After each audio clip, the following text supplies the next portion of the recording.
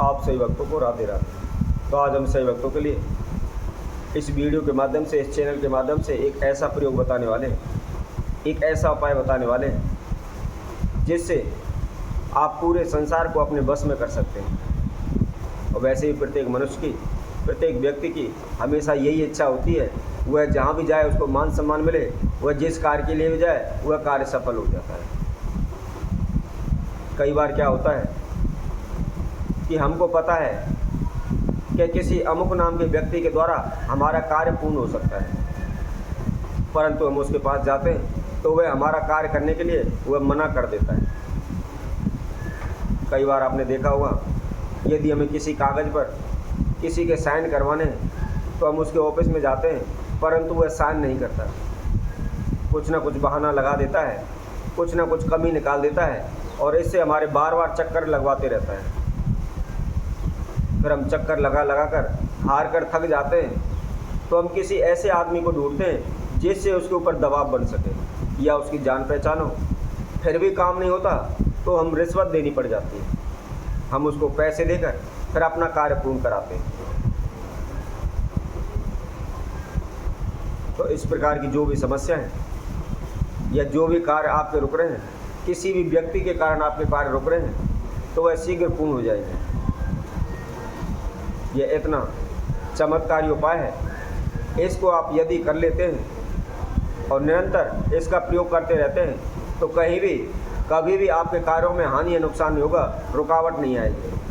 कोई भी व्यक्ति आपका कार्य करने के लिए इनकार नहीं कर सकता, तो वह किसी प्रकार का कार्य हो, आपके कार्य शीघ्र ही पूर्ण हो जाएंगे। तो इस प्रयोग को किस तरीके से करना है, किस विधि अनुसार करना है और किस समय पर करना है, संपूर्ण जानकारी इस वीडियो के माध्यम से हम आप सभी के समक्ष रख रहे हैं। जो भी भक्तजन इस वीडियो को देख रहे हैं, हमारे इस वीडियो के आखिर तक बने रहें, इसको संपूर्ण अच्छी तरह से सुनें। और जिस किसी भक्तजन ने हमारे चैनल को अभी तक सब्सक्राइब नहीं किया है वो सब्सक्राइब करें, लाइक करें तथा कमेंट बॉक्स में जाकर के राधे राधे अवश्य लिखें।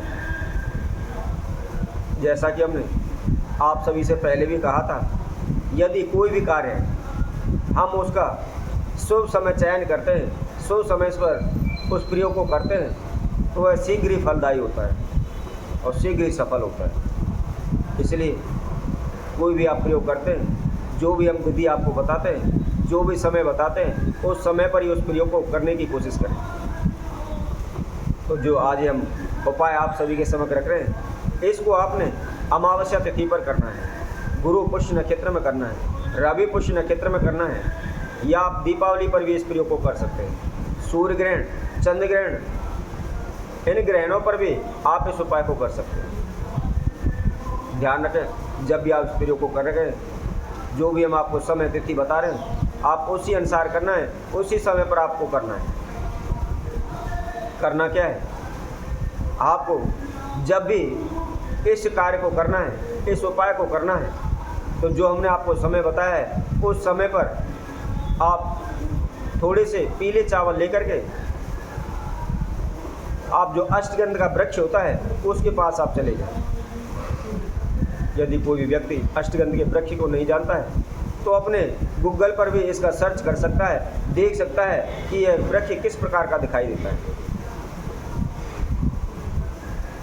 तो इसको आपको क्या करना है, वहाँ जाकर वह भी हम आपको जानकारी देते हैं। पीले चावल लेकर उस वृक्ष के पास जाकर के सर्वप्रथम उस वृक्ष देव का ध्यान करते हुए उससे प्रार्थना करें कि हे प्रभु, मुझे महत्वपूर्ण कार्य के लिए या मेरे कार्यों में जो भी बाधा आ रही हैं उनको पूर्ण करने हेतु मुझे आपकी जड़ चाहिए, इसके लिए मुझे अनुमति प्रदान करें।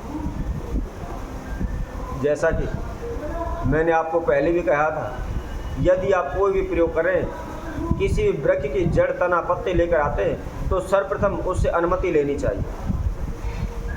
जैसा कि आप यदि किसी व्यक्ति के घर जाते हैं और वहाँ से कोई वस्तु लेकर आनी है तो उससे आपको पूछना पड़ेगा, उससे कहना पड़ेगा कि मुझे यह सामान चाहिए, यह वस्तु चाहिए।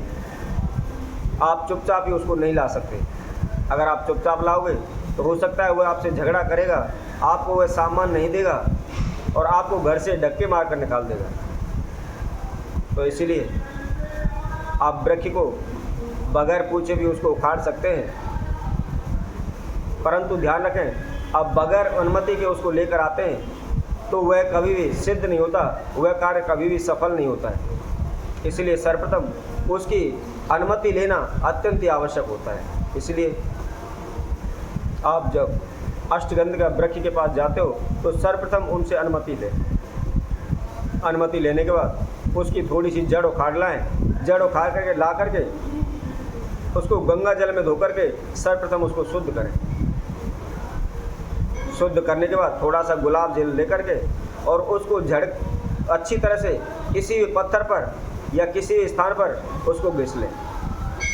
घिसने के बाद उसका जब तिलक बन जाता है, चंदन बन जाता है, उसको किसी भी पात्र में रख लें। और जब आपको पता है कि हमें किसी कार्य के लिए जाना है, किसी महत्वपूर्ण कार्य के लिए जाना है और वह कार्य रुक रहा है, उस पूर्ण नहीं हो पा रहा या कोई भी आपका कार्य कर नहीं रहा है, तो ऐसे व्यक्ति के समक्ष जाते समय उसका थोड़ा सा तिलक लेकर के, चंदन लेकर के अपने मस्तिष्क पर लगा करके जाए। ऐसा करने से वह निश्चित ही तुरंत ही आपके कार्य को कर देगा, आपके लिए मना नहीं करेगा। जो भी आपका कार्य है वह शीघ्र पूर्ण हो जाएगा तथा आपको मान सम्मान मिलेगा। आपके मान सम्मान में किसी प्रकार की कमी नहीं आएगी, आपको अपमान सहन नहीं करना पड़ेगा। तो इसी तरह हम आप सभी भक्तों के लिए और अन्य वीडियो के माध्यम से अन्य उपाय के साथ आप सभी के समक्ष उपस्थित होंगे। तब तक के लिए सभी भक्तों को सुंदर ज्योति सेना तरफ से सभी को राधे राधे।